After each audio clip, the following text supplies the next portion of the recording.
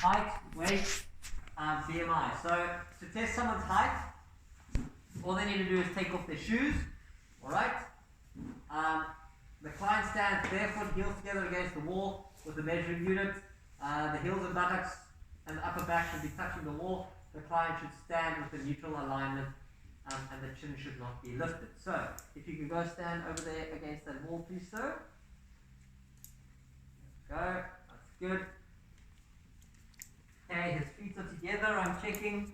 His buttocks is against there. His back is against there. His gaze is forward. I normally take off his cap. Then what you would be doing, as you're standing there, you would use the measuring tape. Now remember, I'm doing this COVID safe and friendly. Okay? Take the measuring tape. I'm going to hold it to the floor. I'm going to lift it up. And I'm going to line it up to his height, which is telling me 1.83. Okay? 1.82. How could I do this to make it a little bit more accurate and still be COVID friendly? It is against the wall. Now the tape measure was against the wall. It's because I've moved it pulled away from the wall.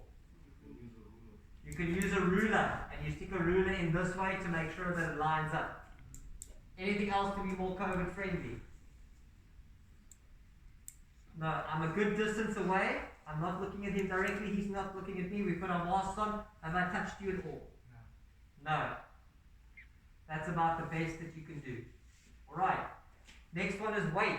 So I record his weight. Okay, stay there please. Next is weight. The scale. Sonny, have you got a spray bottle there? Spray bottle. Yeah. The weight, all you would do, you would spray it before, you put it down on an even surface. There you go. Step on please for me, sir. Okay, it reads his weight. I can see it from here. I'm a good distance. I will record it. Thank you very much. He steps off. Spray and make sure that it's clean. Then what I do is I use that for something called BMI. What is BMI? Body mass index. Okay? It's based on your height and weight. It's the only way to see if you're in a healthy weight for your age and for your gender. BMI is your kilograms over meters squared. So all it is, if you want to work it out, is you go height in meters times height in meters. And you go their weight divided by that. Or you look for a body BMI calculator on Google. And you'll get a BMI. Okay. BMI ranges, you should be normally in about the index from between fat mass and non-fat mass, which goes differently for different age groups. But generally, for males, you need to be about 22 to 26, and females, I think it's about 25 to 29 to be in a good, healthy range. Okay? For your BMI. The BMI is the least invasive test. I didn't touch him. I didn't do anything. I got close, but did you feel uncomfortable or a danger at any point? No. Least invasive, also least accurate. What does BMI not take into consideration? Fat percentage, muscle mass, bone density, water retention. Doesn't take any of those into account. Alright. So that's what your BMI is. There is the scale. So underweight is below 18.5, normal is 18.5 to 25.9, overweight is 25 to 29.9, obesity is 30 to 34.9, obesity second degree, obesity third degree. I feel that 18.5 to about 29 is still acceptable for BMI because it does not take muscle mass into consideration. Anything below that though can also be acceptable. Why? There's one thing I did not mention.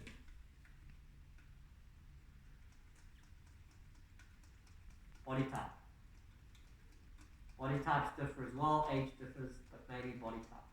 Ethan's body type and Orlando's body type are completely different, but they're more or less the same height, am I right? Stand up, the two of you. They don't have to be next to each other. Yeah, you see, they're pretty close. Ethan's a little bit taller, but their body types are different. Okay, so they can be the same age, thank you guys. They can be the same age, the same height, but their body types are different, so their BMI is pretty different. Alright, cool. Waist to hip ratio. Who knows what a waist to hip ratio is?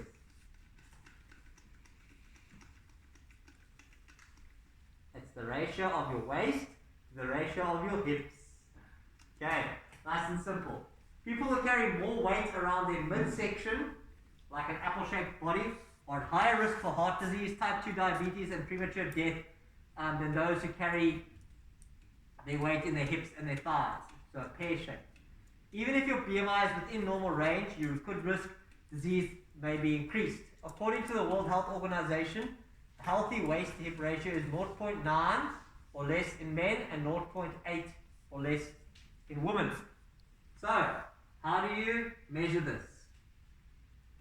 Stand up straight, breathe out, use a measuring tape to check the distance around the smallest part of your waist, which is just above your belly button. So, take this. You can all do this yourself. Just above my belly button. There. Take that measurement. Okay? Got it. Then measure the distance around the largest part of your hips, the width of the widest part of your buttocks. This circumference is your hips. So if you look from the back, you can see the part that's sticking out the most. Okay, for me it's about here. Take that measurement. Get that measurement. Got it there. Calculate your weight to hip ratio by dividing your waist by your hips. And then you'll get the measurement. Okay? If I do mine quickly. There's my calculator. Okay? And I get mine, which is 0.97. And what am I supposed to be? 0.9. So I'm 0.97. So I'm okay. A little bit over, but I'm okay. Make sense? That's how you do your waist to hip ratio. And there's what it would look like. Waist to hip ratio means women, men. There's your different body shapes. These body shapes are a lot more prevalent in women than in men. Am I right or am I wrong? You can say yes, yes. I'm right. Okay. It is what it is. Okay. Is what it is. That's just how bodies are built. Okay. There's how you look at the waist hip ratio. How it looks different where you measure on both. Resting heart rate. How do we measure resting heart rate? Baseline measurement. It is very, very easy.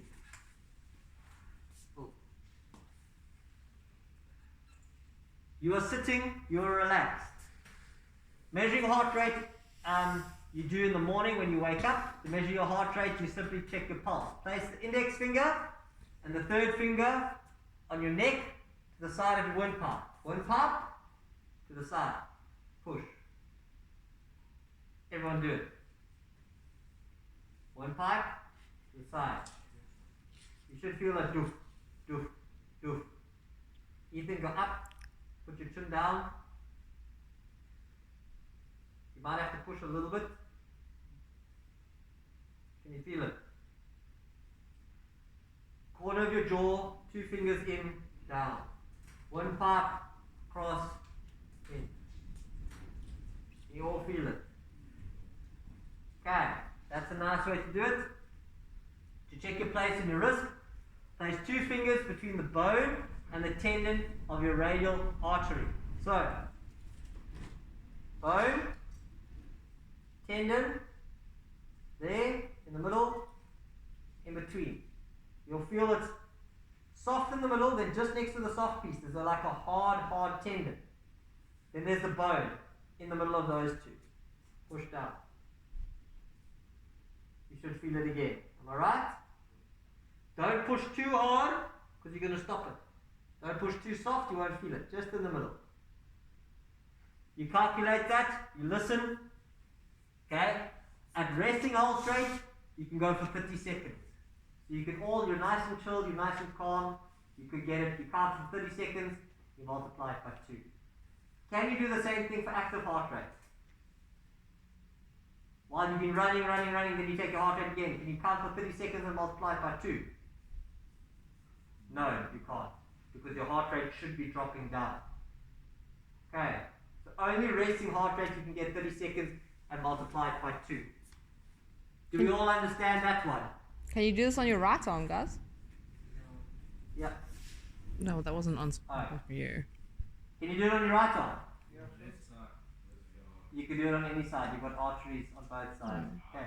You can also do it, okay, neck, wrist, under your arm, inside your groin, underneath your foot, behind your knee. Those are all arteries. Yeah? Those are also all places that, like what Ethan did, if you slice there, you're going to bleed out within minutes. Yeah. Never with your thumb though, guys, please. Why never with your thumb? There's a pulse. Hey, remember something. So factors that influence heart rate: your activity level, your fitness level, air temperature, body position, emotions, body size, and medications. So you must be sitting, you must be calm. You can't fail the test. Your fitness level: if you're very, very unfit, your heart rate will be higher. If you're very fit, your heart rate will be lower. My resting heart rate at the moment is, at the moment it's 71 because I'm talking, but my resting heart rate is, it used to be 54, it's gone up to 61. Because I've been inactive. I think that's still pretty good. Okay. Any questions about heart rate? Okay, blood pressure procedures. I've done this with you. The client should be seated quietly for at least 5 minutes in a chair, with back support, feet on the ground. Let the arm resting on the table with the elbow be extended and the palm turned up, hand relaxed. Can you do this right and left arm? You can do it both, but preferably left arm because heart is on your left hand side, but you can do it both. Okay. Step 3. Place the cup around the left arm, 2 fingers above the elbow joint, at the heart level. Step 4.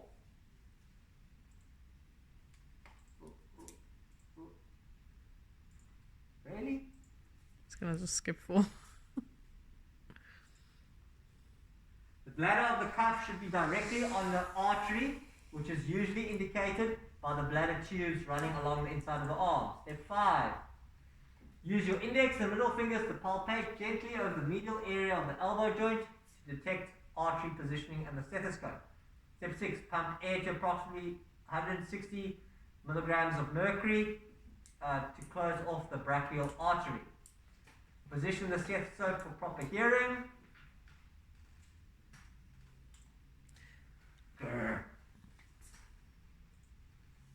Butt of the stethoscope is placed on the artery. Open the release valve and release the air slowly while looking at the dial and column of the sphygmomanometer. Okay, and listen of the first beat sound. Release the pressure of the cuff. So the systolic pressure is determined by the first perception sound. The diastolic pressure is determined when the sound either ceases to be heard or becomes muffled. Systolic is your first reading. Diastolic is your second reading. Down. Diastolic, down, bottom. Okay. Wait, who's done blood pressure? First, just have you seen blood pressure being taken? I did it in that classroom. We all practiced it. Who has never seen blood pressure be taken?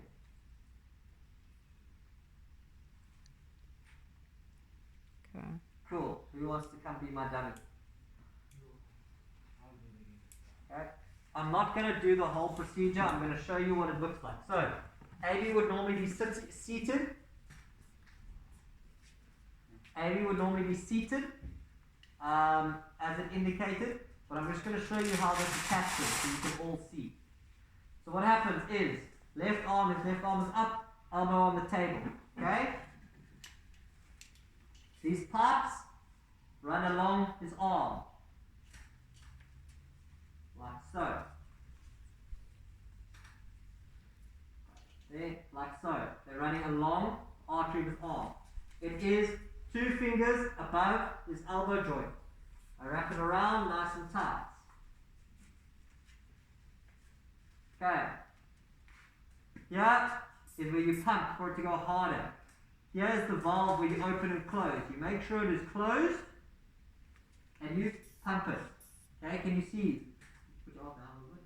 Can you see it's all getting tighter? Can you see that? Here is your mercury reading meter. You pump this up to 160. Then you take this valve and you slowly release it. Can you hear that? I'll pump it up again so you can listen. Listen. Can you hear? It's slow, it's releasing the air. That released the air too quickly. Must be out ever so slowly. Okay, and then I listen for the beats. How do I listen for the beats? Do we understand this part? Okay. You. Then I've got a stethoscope. Old school. This goes in your ears. His artery. If you pulsate over here, it should pop out. Big vein looking type thing. It's actually an artery. You put this on there. You hold it down. It needs to be quiet so that you can listen. You pump this up to 160. Okay? Slowly release.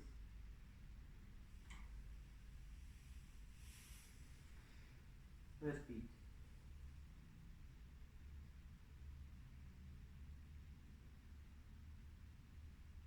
Last beat. So he was 110 over 64. Okay. This takes practice and it takes finesse. You have to do this lots and lots and lots and lots. Do you understand? That's why I said understand how this works. Going by the digital one. The digital one, you strap on like this, you've got the cord, you push a button, it goes and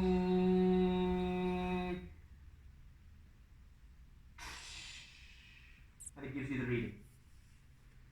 Simple as that. But you need to understand how it works. Do we understand? Do you think if you had to do it, you'd be able to? Lola? You're looking confused.